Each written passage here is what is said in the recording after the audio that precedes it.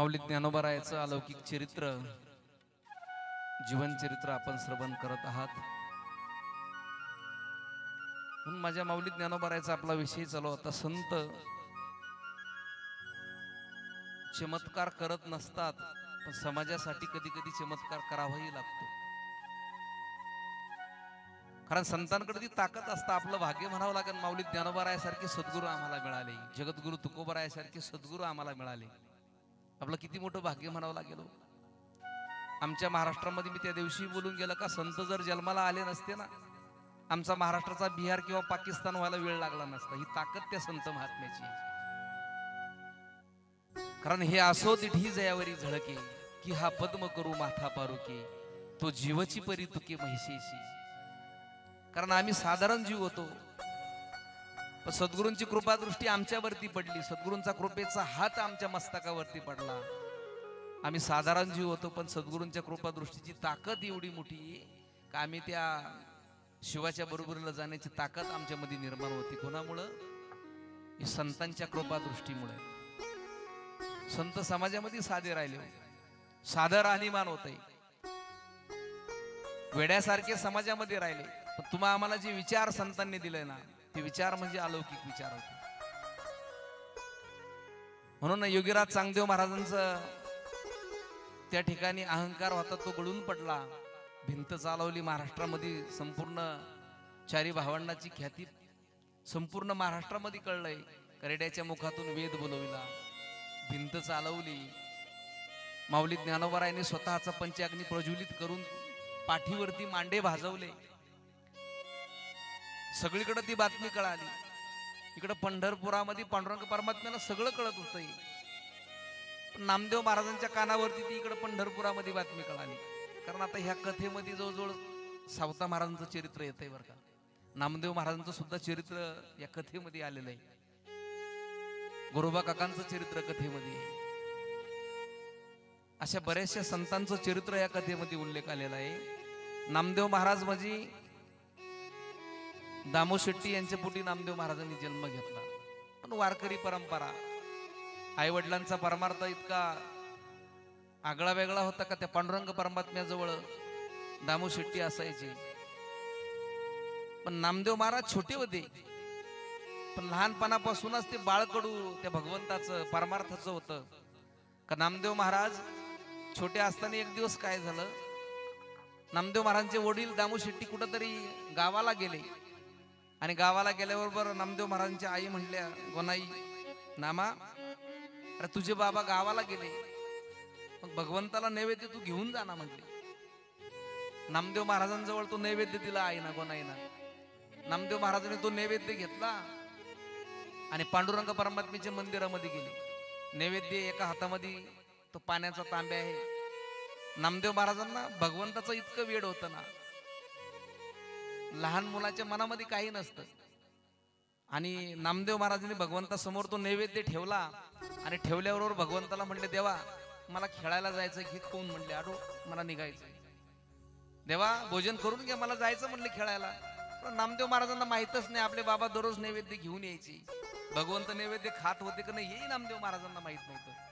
पण स्वभाव इतका भोळा, भगवंताचं वेळ इतकं होतं ना, भगवंताला म्हणले, देवा लवकर ओरख, मला निघायचंय, तुझं वेळ घालू नको माझा, मुलं माझी वाट बघतायत देवा। भगवंताच्या मनात आलं, म्हणलं आता बरी पंचायत आहे। भगवंतानं कधी नैवेद्य खाल्लाच नाही, पण नामदेव महाराजांची भक्ती एवढी दृढ होती, भगवंताकडे बघितलं, देवाला म्हणतो, देवा लवकर उरक, मला निघायचं, देवा आवर। भगवंत नामदेव महाराजांसंग बोलायलाच तयार नाही, त्या मूर्तीकडे नामदेव महाराज बघायचे। शेवटी नामदेव महाराज देवाला म्हणले, देवा तू जर नैवेद्य नाही खाल्ला ना देवा, मी तुझ्या चरणावरती माझं मस्तक त्याच्यावरती माझं फोडून घेईन, माझा प्राण तुझ्या चरणावरती देईन। आणि भगवंताला सांगितलं, देवा 3 म्हणूपर्यंत जर नैवेद्य नाही खाल्ला ना, माझं मस्तक तुझ्या चरणावरती आपटेल। आणि शेवटी नामदेव महाराज म्हणले 1, 2 आणि 3 म्हटल्याबरोबर पळस सुटले भगवंताकडं। तेवढ्यात भगवंतानी चतुर्भुज रूप धारण केलं आणि खाली उतरले। नामा थांब म्हणले, मी नैवेद्य खातो। भगवंतानी तो नैवेद्य घेतला, स्वतःच्या हाताने खाल्ला। नामदेव महाराजांनी तांब्या हातामध्ये होता पाण्याचा, देवाला म्हणले, देवा पाणी पिऊन घे, मला जायचंय लवकर। दूध पियो रे मोरे गोविंदला, दूध पियो रे मोरे गोविंदला दूध पियो रे मोरे गोविंदला दूध पियो रे मोरे गोविंदला गोविंदला मोरे गोपाल गोविंदला मोरे गोपाल दूध पियो रे मोरे गोविंदला दूध पियो रे मोरे गोविंदला दूध पियो रे मोरे गोविंदला गोविंदला रे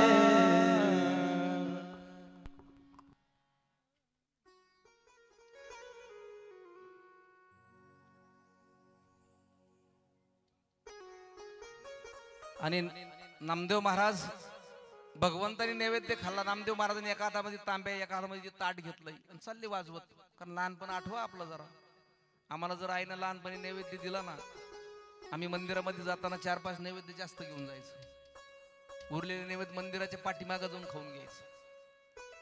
नामदेव महाराजांनी ताट तांब्या हातात घेतला, एकमेकाला वाजवत घरी आले. आईनं बघितलं, म्हणले नामा अरे नैवेद्य काय झाला याच्यामधला. देवाला नैवेद्य दाखवून तो नैवेद्य घरी घेऊन येत होते दामू शेट्टी. आईच्या डोक्यात विचार आला, माझं लेकरू बिघडलं. म्हणले आता काय खरं नाही. कारण आम्ही आयुष्यभर परमार्थ करतोय. आमचा परमार्थ भगवंताची भक्ती अखंड चालू आहे, पण मुलगा तसा निवडला नाही. आईच्या डोक्यात विचार यायला लागला. आईनं ओळखलं पाहिजे बरं का आपल्या मुलाला. आईंचं काम असतं ते आपला मुलगा कसा वागतोय, त्याच्यावर संस्कार कसे, तो काय करतो. आईचं संपूर्ण आपल्या मुलावरती लक्ष पाहिजे. तीच खरी आई म्हणेल. तसं गुणाईचं लक्ष होतं नामदेव महाराजांवरती. भगवंताला नैवेद्य खाल्ला म्हणतोय. आईना नेहमी आपल्या मुलाला चांगले संस्कार दिले पाहिजे, चांगले विचार दिले पाहिजे. वडील कामाच्या धांदलीमध्ये बाहेर असतात, पण आईचं कर्तव्य ना मुलावरती लक्ष ठेवणं. हल्ली काय झालंय महाराज, एकच मुलगा आहे, ते एवढं लाडकं आहे ना, त्याच्यामुळं आमची पुढची पिढी बिघडत चालली. याचा आम्ही कधी विचार करत नाही. आमच्या मुलांना चांगले संस्कार दिले पाहिजे.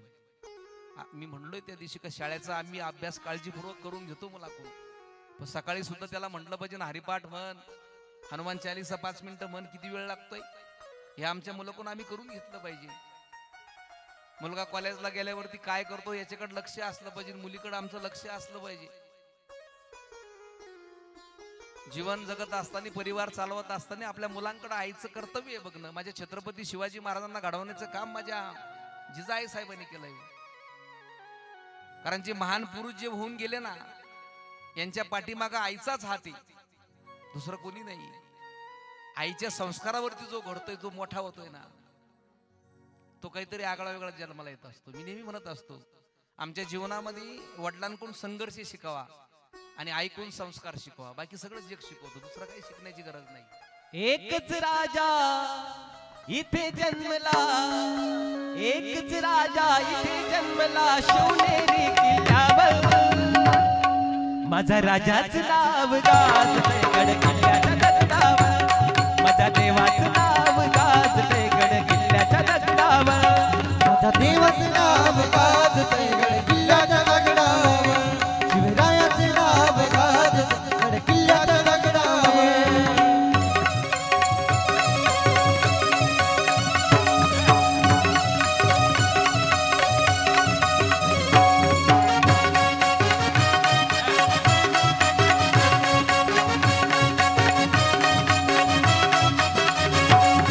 आठवण येते मना मनातून भगवानेला दिसल्यावर. भगवानेला दिसल्यावर, जात पातीला धर्म मानिला, जगला माणूस कीवर. जगला माणूस कीवर, हो जगला माणूस कीवर. पुन्हा जन्मला अशी चंचू भक्तांच्या हृदयावर. पुन्हा जन्मला अशी चंचू भक्तांच्या हृदयावर. माझ्या देवाचं नाव गाजतंय गड किल्ल्याच्या दगडावर. शिवरायाचं नाव गाजतंय गड किल्ल्याच्या दगडावर. माझ्या राजाचं नाव गाजतंय गड किल्ल्याच्या दगडावर. माझ्या राजाचं नाव गाजतंय गड किल्ल्याच्या दगडावर. माझ्या देवाचं नाव गाजतंय गड किल्ल्याच्या दगडावर. माऊली ज्ञानेश्वर महाराज की जय. छत्रपती शिवाजी महाराज की जय. धर्मवीर संभाजी महाराज महाराज की जय. गाडी सुटली पण लेट सुटली, पण माझ्या छत्रपती शिवाजी महाराजांना घडवण्याचं काम त्या मातोश्रीने केलंय. कारण ज्याच्या जीवनामध्ये ज्यांना वडिलांच्या झिजलेल्या टाचा, आईचा फाटक्या साडीतला संसार ज्यांनी बघितला ना, मला तरी वाटतं त्याला कुठल्याही मोटिवेशनची गरज पडत नाही त्याच्या जीवनामध्ये. लागलेली भूक, नसलेला पैसा, मिळालेली वागणूक जी शिकून जाते ना, ते ह्या जगातली कुठलीच डिग्री शिकू शकत नाही. कुठलीच डिग्री शिकू शकत नाही. भरपूर मोठे व्हा, अवघं जग जिंका, पण ज्याने आम्हाला आधार दिलाय, ज्या वृक्षाने आम्हाला सावली दिली, ज्या आईबापाने आम्हाला जन्म दिलाय ना, त्याला आयुष्यात कधीच विसरू नका. जमा करून ठेवायचा असेल तर लोकांचे आशीर्वाद जमा करून ठेवा. तळतळाट नाही. स्वतःच्या खिशामध्ये लाखो रुपयाचा खळखळाट असावा, पण त्याच्यामध्ये गरीबाचा 1 रुपयाचाही तळतळाट नसावा. कारण धन संपत्ती बरोबर नेता येत नाही, आणि तो तळतळाट मात्र आम्हाला सुखाना जगू देत नाही. लक्षात ठेवा. जीवनामध्ये माणसाचे कपडे स्वच्छ असो वा नसो, मन मात्र स्वच्छ असलं पाहिजे महाराज. कारण स्वच्छ कपड्याची स्तुती लोक करत असतात, आणि स्वच्छ मनाची स्तुती तो परमेश्वर करत असतो. एवढं लक्षात ठेवा. चांगले कर्म करणारा माणूस जगद्गुरु तुकोबरायच्या गाथ्याप्रमाणे असतो. कोणी कितीही बुडवण्याचा प्रयत्न केला ना, बुडत नाही, उलट तरुण जात असतो. जीवनामध्ये सगळं काही हरलात तरी चालेल, पण माणसाने हिंमत कधीच हरली नाही पाहिजे. कारण तीच हिंमत तुम्हाला शून्यातून विश्व निर्माण करण्याची प्रेरणा देत असते. आम्ही म्हणत असतो आयुष्य आयुष्य आयुष्य. काय हो आयुष्य? काय? एखाद्या गरीबाला विचारा आयुष्याची किंमत काय. ज्याला दिवसभर कष्ट केल्याशिवाय संध्याकाळी ज्याची चूल पेटत नाही, त्या गरीबाला विचारा आयुष्याची किंमत काय असते. दिवसभर कष्ट केल्याशिवाय संध्याकाळी ज्याच्या लेकरांना भाकर मिळत नाही, त्या गरीबाला विचारा आयुष्याची किंमत काय असते. दिवसभर कष्ट केल्याशिवाय संध्या लेकरांना भाकर मिळत नाही, अन्न मिळत नाही, त्याला विचारा. कारण स्वतःचे स्वप्न पूर्ण करण्यासाठी जो स्वतःचा श्वास फुग्यात भरून जो विकतोय फुगेवाला, त्याला विचारा आयुष्य काय असतं. ते आमचा धर्म काय असतो हे आम्ही सांगितलं पाहिजे. आमच्या धर्माचं शिक्षण आमच्या मुलांना आम्ही दिलं पाहिजे. आज काळाची गरज आहे. छत्रपती शिवाजी महाराज जुन्या काळामध्ये फक्त त्या पुस्तकांमध्ये धड्यांमध्ये होते, त्यावेळेस कळायचे. पण आज आमच्या मुलांना फोटोमध्ये दाखवावं लागतं हे छत्रपती शिवाजी महाराज, हे धर्मवीर संभाजी महाराज. आज आमच्या शोकांतिक आहे. आज आमच्या मुलांना सांगावं लागतं सनातन हिंदू धर्म काय हेच आमच्या लोकांना कळत नाही. म्हणून आमच्या धर्माचं शिक्षण आम्ही दिलं पाहिजे. आमचा धर्म काय असतो तो जोपासला पाहिजे. आज आम्ही आमचा धर्म जर जोपासला नाही तर आज काही दिवसांना आम्हाला ह्या देशात राहण्याची परिस्थिती बिकट होईल. म्हणून भगवंताची भक्ती बरोबर आम्ही आमचा धर्म जोपासला पाहिजे. आमच्या मुलांना चांगले संस्कार दिले पाहिजे, चांगले विचार दिले पाहिजे. आज आम्ही आमच्या मुलांना जर चांगले विचार दिले तर आमची पुढची पिढी धोक्यात राहा. आम्ही धोक्यात येऊ ना, आम्हाला आमचा कोण सांभाळ करणार आहे. म्हणून ती गोनाई नामदेव महाराजांचं ते भगवंताने नैवेद्य खाल्ला, गोनाईला वाटत होतं आयुष्यभर आम्ही परमार्थ करतो, पण नामा बिघडलाय. त्यांना नैवेद्य खाऊन घातला आणि तो म्हणतो देवानी नैवेद्य खाल्लाय. संध्याकाळी दामू शेट्टी घरी आले, आणि घरी आल्याबरोबर गोनाई चिंता करायला लागली. म्हणले अहो आपण आयुष्यभर परमार्थ करतोय, पण आज नामदेवाजवळ नैवेद्य दिला, नैवेद्य मला वाटतं त्यानेच खाल्ला असेल, तो म्हणतो देवानी खाल्ला. देव कुठं नैवेद्य खात असतो का? पण दामू शेट्टी हुशार होती, म्हणले अगं आज आपण त्याची परीक्षा घेऊ, त्याला विचार. नामदेव महाराज म्हणजे नाही आहे ग, देवाने नैवेद्य माझ्या समोर खाल्लाय, माझ्या समोर देवाने नैवेद्य खाल्ला. आईला काळजी वाटायला लागली, आणि शेवटी दामू शेट्टी म्हणले आज पुन्हा त्याच्या हातामध्ये नैवेद्य दे, आपण आपल्या डोळ्यानं बघू म्हणले. आणि नामदेव महाराजांच्या हातामध्ये नैवेद्य दिला. नामदेव महाराजांनी तो नैवेद्य घेतला, पाणी बरोबर घेतलं, भगवंताच्या गाभाऱ्यामध्ये गेले, आणि भगवंताच्या समोर नैवेद्य नामदेव महाराजांनी ठेवला. आणि ठेवल्याबरोबर नामदेव महाराज देवाला म्हणायला लागले, देवा मला खेळायला जायचं, देवा कर लवकर भोजन. देवा पाठीमागून दामू शेट्टी आणि दोघंही पती पत्नी आपल्या मुलाची कर्तबगारी बघायला आले. नक्की मुलगा नैवेद्य खातो का भगवंत खातोय? मंदिराच्या खिडकीमधून दोघंही बघत होते. भगवंताच्या लक्षात आलं बाहेर दामू शेट्टी दोघं पती पत्नी उभे आहेत. नामदेव नैवेद्य घेऊन आला. देवाला अशी पंचायत पडली आता नैवेद्य खावा का नाही खावा. नामदेव महाराज म्हणतात देवा मला जायचंय देवा खेळायला, मुलं वाट बघतायत, देवा आवर. नामदेव महाराज पुन्हा देवावरती रागावले, देवा नाही खाल्ल्या तर तुझ्या चरणावरती माझं मस्तक आपटून घे. शेवटी भगवंताला विलाज नव्हता. भगवंत सिंहासनावरून खाली उतरले. तो नैवेद्य घेतला, खायला सुरुवात केली. दामू शेट्टी आमची गोनाई सगळं खिडकीतून बघत होते. आणि बघत असताना ते घाई समोर मंदिरामध्ये आल्याबरोबर भगवंताकडे पाहून डोळ्यात पाणी आलं. दामू शेट्टीच्या देवा, हे भगवंता, माझ्या नामावरती मी विनाकारण शंका घेतली. आम्ही त्या गोनाईना दामू शेट्टीने त्या नामदेव महाराजांना कवटाळायला लागले. आमचा मुलगा तर आमच्याही पुढचा निघाला आहे. आणि भगवंताकडे बघून दामू शेट्टी म्हणत होते, देवा 12 वर्ष तुझला उपवाशी ठेविली, आज जेविली नामदेवी. देवा 12 वर्ष तुला उपवाशी ठेवलं, तू कधीच नैवेद्य खाल्ला नाही आमच्या हातचा, म्हणजे तू इतक्या दिवस उपवाशीच राहिला. देवा आज माझ्या नामदेव महाराजांनी तुला भोजन दिलंय.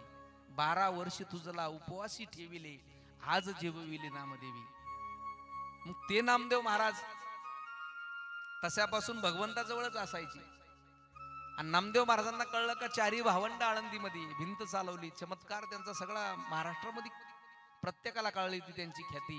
आणि नामदेव महाराज देवाला म्हणत होते, देवा हे भगवंता, आळंदीमध्ये कुणीतरी 4 भावंड आहे, त्यांचा असा असा प्रताप आहे, पण देवा त्यांच्या भेटीला जाऊ का मी? भगवंताला तेच हवं होतं. भगवंत म्हणले, हो नामदेवा, त्यांच्या भेटीला जा म्हणले तुम्ही. नामदेव महाराज पंढरपूरवरून आळंदीकडे निघाले. त्या आळंदीमधली सगळी संत मंडळी त्या आळंदीमध्ये आली होती. बरीचशी संत मंडळी, गोरोबा काका, बरेचसे संत मंडळी त्या ठिकाणी, शेणा महाराजांचा उल्लेख येतोय त्याच्यामध्ये. संत मंडळी त्या वाळवंटामध्ये जमा झाली होती इंद्रायणीच्या. नामदेव महाराज त्या ठिकाणी गेले आणि गेल्याबरोबर निवृत्तीनाथ महाराजांनी नामदेव महाराजांना बघितलं. संत मंडळी बसलेले. नामदेव महाराज पंढरपूरहून आले, ते सगळं संत मंडळींना कळालं. उठले निवृत्ती संतांच्या दर्शना, पंढरीचा प्रेम आला घरा, केली प्रदक्षिणा वंदिले चरण, आला अभिमान नामयाशी.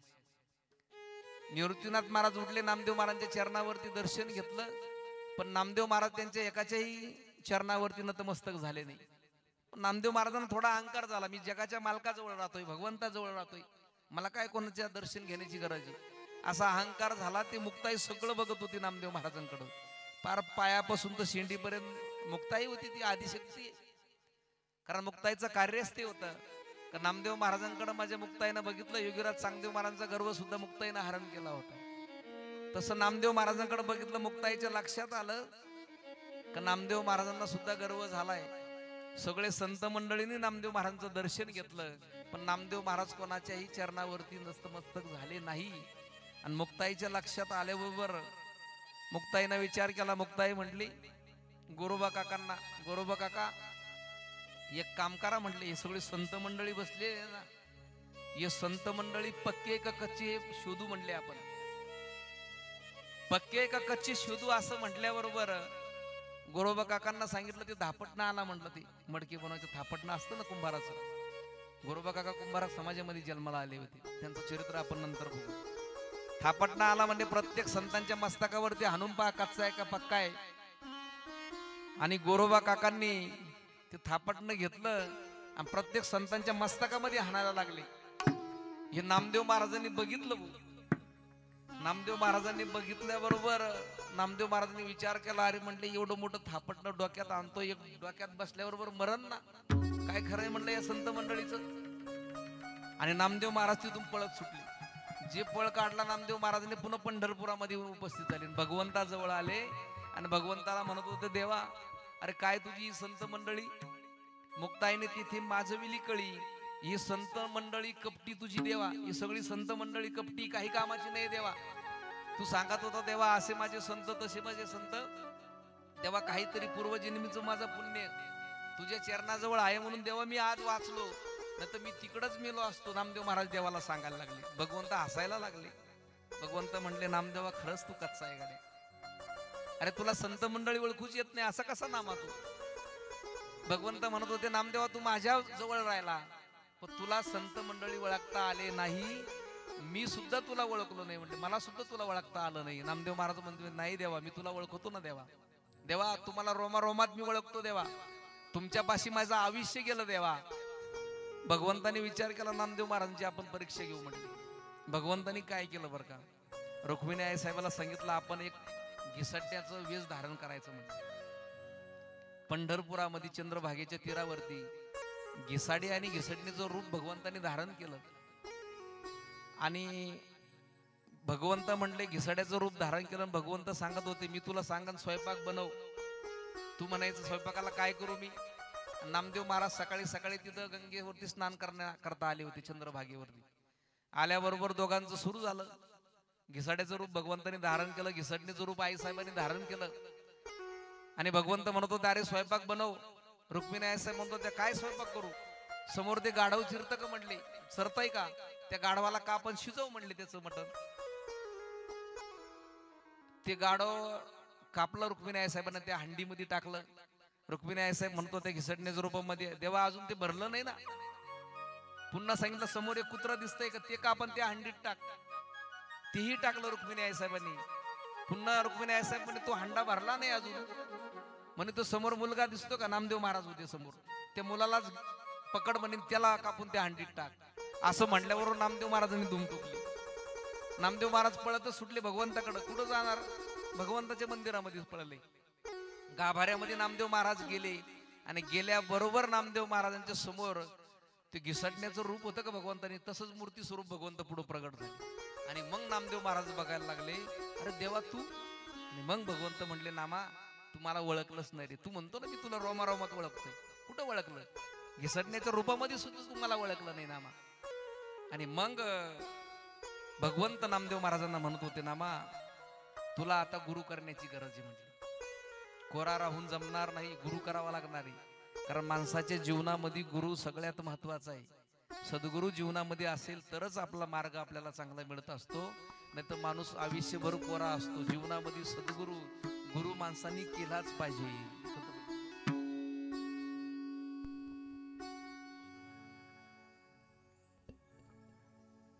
मुझे दास बना कर रख लेना भगवान तू अपने चरणों में.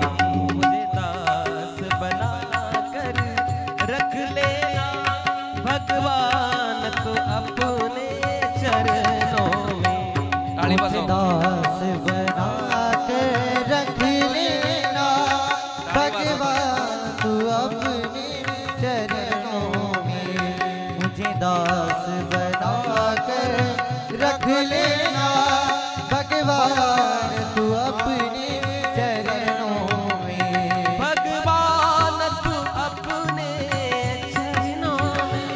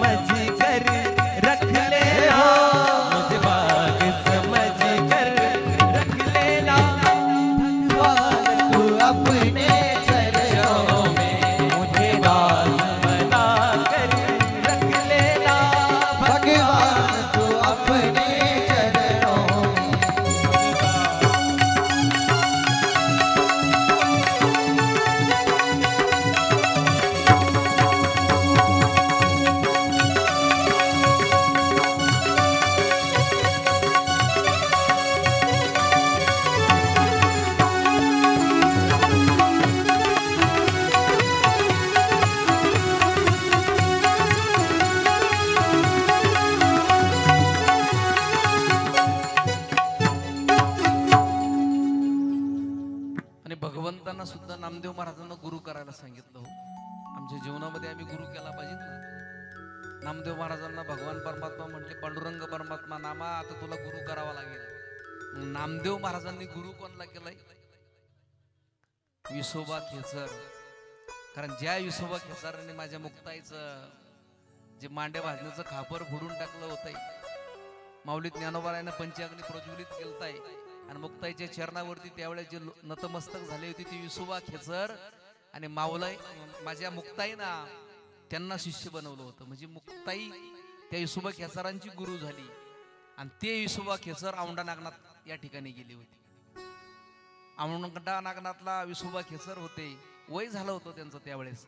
आणि भगवंताने सांगितलं जा नामदेव महाराजांना, म्हणजे तुम्ही आता औंढा नागनाथला जा, त्या ठिकाणी विसोबा खेचर नावाचे त्यांना गुरु करा म्हटले. ही परंपरा मुक्ताईपासून नामदेव कडायली. हा, कारण नामदेव महाराजांचे गुरु विसोबा खेचर आणि विसोबा खेचरांचे गुरु माझी मुक्ताई, अशी परंपरा आहे. आणि मग नामदेव महाराज थेट औंढा नागनाथला गेले. पण तिथं गेल्याबरोबर भगवंताजवळ राहिलेले नामदेव महाराज, सद्गुरू कसला विश्वास त्यांचा. पण औंढा नागनाथला गेल्याबरोबर विसोबा खेचरांचं वय झालं होतं, 110 वर्ष वय झालं. पण त्यांनी असे पाय पसरून बसलेले होते विसोबा खेचर.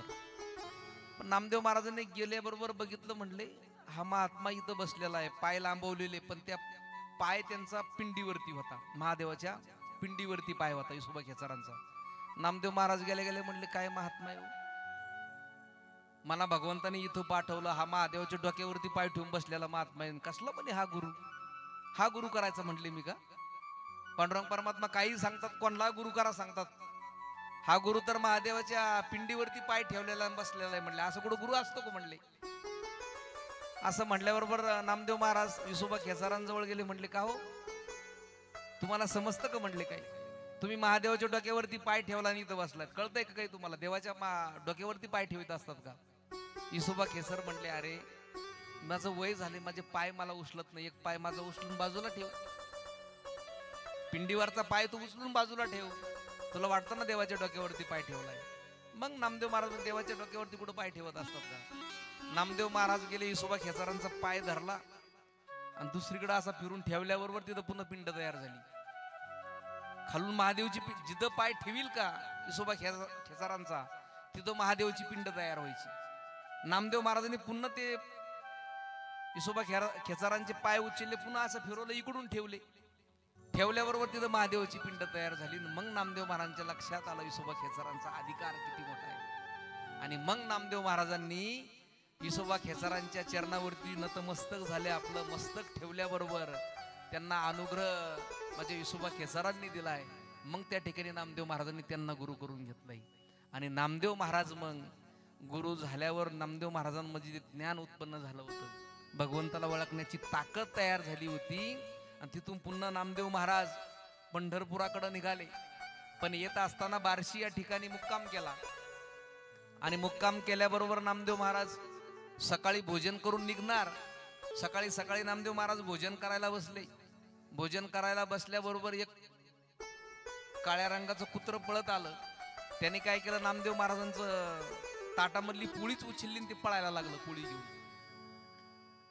आणि नामदेव महाराजांनी तुपाची वाटी घेतली आणि त्याच्या मागे पळत सुटली. म्हणले कुरडी पोळी खाऊ नको, त्वटरा बसेल, ही त्याच्यावर तूप घेऊन नामदेव महाराज त्या कुत्र्या मागे पळतायत. आणि मग पुढं ते कुत्रं पळतं, पाठीमागं नामदेव महाराज तुपाची वाटी घेऊन पळतात. आणि त्या कुत्र्याच्या रूपामध्ये पांडुरंग परमात्माच होते, भगवंत प्रगट झाले. म्हणले नामा तू आता मला ओळखलंय. नामदेव महाराजांनी अगोदरच ओळखलं होतं, कुत्र्याच्या रूपामध्ये भगवान परमात्मा आले, पोळी घेऊन पळाले, म्हणून नामदेव महाराज तुपाची वाटी मागे घेऊन पळत होते. आणि मग नामदेव महाराज पंढरपुरामध्ये गेले. त्यांना गुरूंचा साक्षात्कार झाला, गुरूंचा अनुग्रह मिळाला. भगवंताच्या म्हणण्यानुसार इकडं आपल्याला आता म्हणजे जनाबाईचं चरित्र बघायचंय. कारण ह्या माऊली ज्ञानोबाराच्या चरित्रामध्ये जनाबाईचं सुद्धा काही त्याच्यामध्ये काळ आलेला आहे. कारण जनाबाई म्हणजे गंगाखेड या ठिकाणी जनाबाईचा जन्म झालाय. पण लहानपणापासूनच त्या भगवंताची ओढ आमच्या जनाबाईला होती, पांडुरंग परमात्म्याची ओढ लागलेली होती. मुखाने किती नामस्मरण घेऊ आणि किती नाही असं आमच्या जनाबाईला व्हायचं. पण योगायोग आयुष्याच्या कोणाचा भरोसा नसतो. आमच्या जनाबाईची आई वारली. आई वारून 5 वर्ष झाली. जनाबाई 10 वर्षाची होती. म्हणजे जनाबाई 5 वर्षाची असतानाच आई वारली होती. पण त्या पांडुरंग परमात्म्याचं वेड आमच्या जनाबाईला लागलं. मराठवाड्यामध्ये गंगाखेड माहिती तुम्हाला, त्या गंगाखेडचा जन्म आहे आमच्या जनाबाईचा. पण पंढरीची वारी जवळ आली. सगळ्या दिंड्या पंढरपूरला निघाल्या आणि दिंड्या पंढरपूरला निघाल्याबरोबर दरवाज्यामध्ये आमची जनाबाई उभी आहे. बापाला म्हणती, बाबा हे लोक कुठं निघाले? बाप म्हणत होता, पुरी हे सगळे पंढरपूरला चालले ग जना. असं म्हटल्याबरोबर जनाबाई म्हटली, बाबा मला सुद्धा पंढरपूरला जायचंय हो. पांडुरंग परमात्म्याचं मला दर्शन घ्यायचंय, माझ्या पांडुरंगाचं मला दर्शन घ्यायचंय, चला ना तुम्ही माझ्या बरोबर. बापानी जनाबाईला बरोबर घेतलं, ओळखुटी घेतली आणि दोघही त्या पंढरीच्या दिंडीमध्ये त्या पांडुरंगाचं भजन गात गात त्या पंढरपुराकडे निघाले. देव दिसे ठाई ठाई भक्त लीन भक्ता पाई सुखालाही आला हो सुखालाही आला हो आनंदाचा पूर अवघे गरजे पंढरपूर अवघे गरजे पंढरपूर चालला नामाचा चालला नामाचा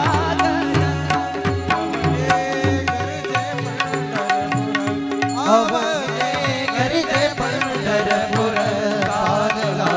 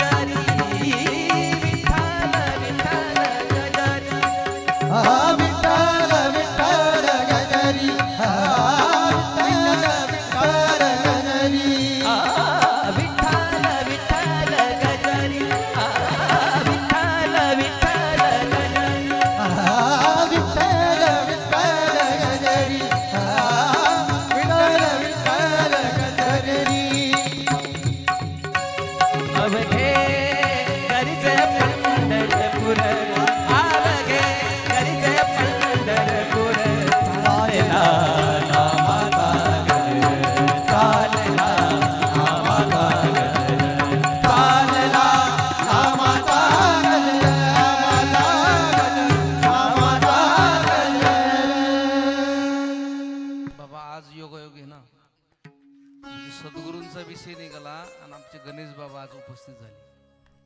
आज योगच म्हणावं लागेल, कारण गणेश जयंतीच्या निमित्ताने ही कथा चालू आहे. गेली 2 दिवस गणेश महाराज मोरे यांच्या गणपतीच्या रूपामध्ये उपस्थित होते, दोन्ही दिवस बरं. आणि आज स्वतः गुरुवर्य गणेश बाबा गणपती बाप्पाच्या रूपामध्ये उपस्थित झाले. बाबांकरता एकदा टाळ्या वाजवा, आपलं भाग्य म्हणावं लागेल. सद्गुरूंचा विषय निघाला आणि आज बाबा उपस्थित झाले. ज्यांनी कोणी सद्गुरू केलेले नसेल ना त्यांनी जरूर सद्गुरू करून घ्या, इथं आलेले. म्हणून बाबांना आता मी विनंती करतो, असं ना छोट्याशा सत्काराचा बाबांनी स्वीकार करावा. आमचे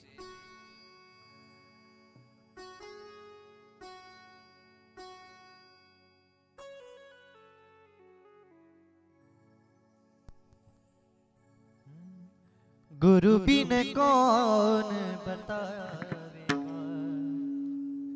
गुरु बिन कौन बतावेगा, गुरु बिन कौन बतावेगा, गुरु बिन कौन बतावेगा, गुरु बिन कौन बतावेगा, गुरु बिन कौन बतावेगा. हो बड़ा बिकट है ये यम का, बड़ा बिकट है ये यम का, बड़ा